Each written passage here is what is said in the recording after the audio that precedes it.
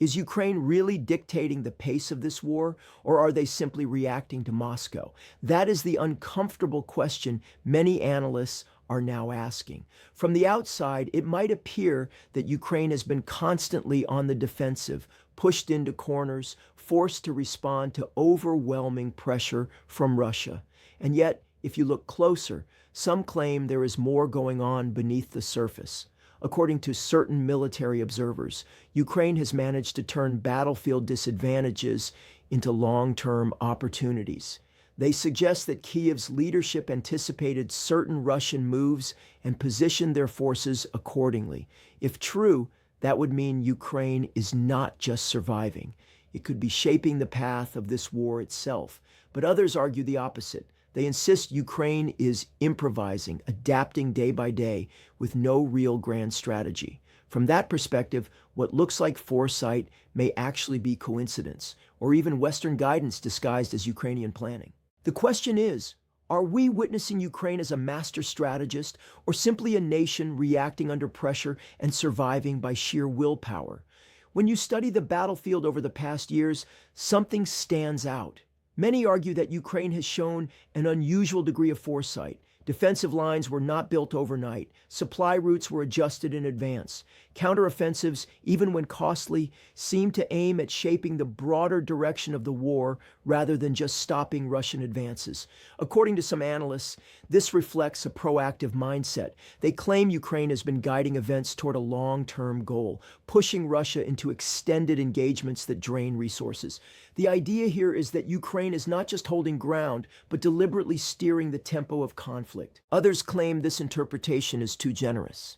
They point out that Ukraine's moves are often reactions to Russian pressure. Strongholds are fortified because they must be. Counterattacks are launched because retreat is not an option. From this angle, the so-called foresight may simply be survival tactics dressed up as strategy. This is where public debate intensifies. Whether or not Ukraine has truly been directing the war or merely reacting skillfully remains an open question, and it forces us to ask, is the perception of control sometimes just as powerful as actual control? Russia entered this conflict with advantages that looked overwhelming: a larger population, greater military stockpiles, and control of vast territory. On paper, it seemed inevitable that Moscow would dominate the battlefield, yet the reality has been far more complicated. According to some analysts, Russia has been pulled into a war of attrition that favors Ukraine's long-term planning. They argue that Ukraine, with Western support, has turned Russia's strengths into weaknesses. Every mile gained by Moscow comes at high cost. Every prolonged battle stretches supply chains and strains political patience at home. But others claim this view is misleading. They argue that Russia still sets the overall pace of the war. From their perspective, Moscow's ability to mobilize manpower, maintain missile production, and keep pressure on multiple fronts proves that Russia remains firmly in control. The question is, who is really dictating momentum here? Is Russia being drawn into Ukraine's trap of attrition? Or is Ukraine merely surviving under the weight of a stronger opponent? No discussion of this war is complete without looking at Ukraine's allies. Western nations have poured billions in aid, advanced weapons, and crucial intelligence into Kyiv's hands. Many argue that this support has allowed Ukraine to punch far above its weight.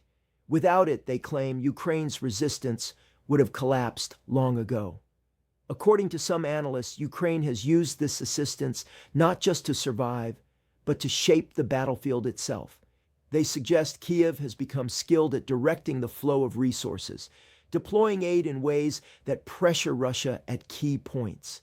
From this angle, Ukraine is not a passive recipient.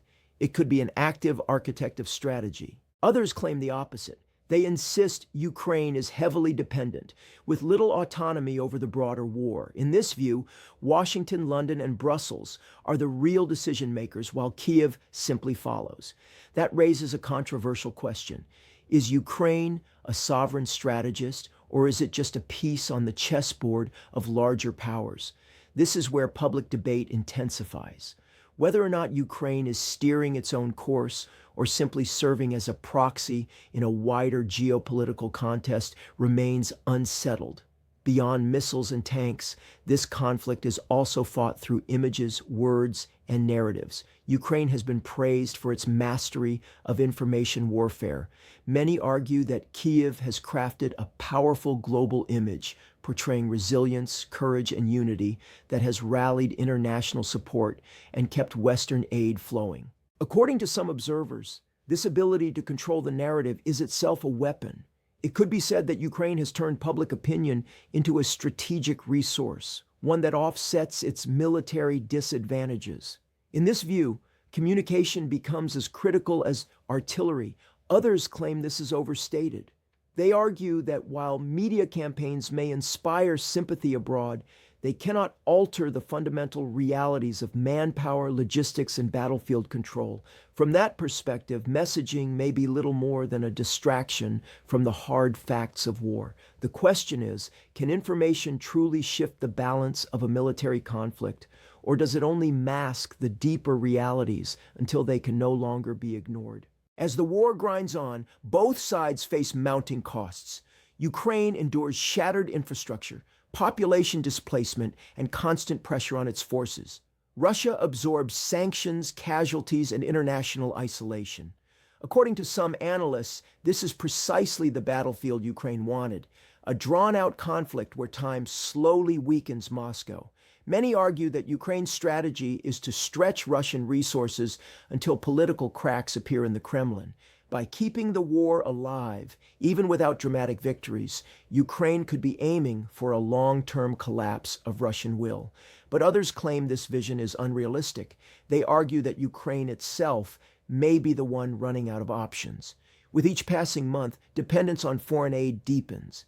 If Western unity falters, or if resources dry up, Kyiv could find itself dangerously exposed.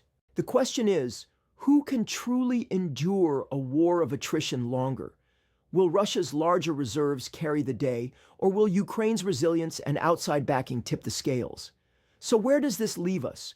Some say Ukraine has proven itself a master of strategy, guiding events with foresight and resilience. Others claim it is still Moscow that sets the rules, while Kyiv merely reacts and survives through Western lifelines. Both narratives cannot be fully true at the same time, yet both contain fragments of reality.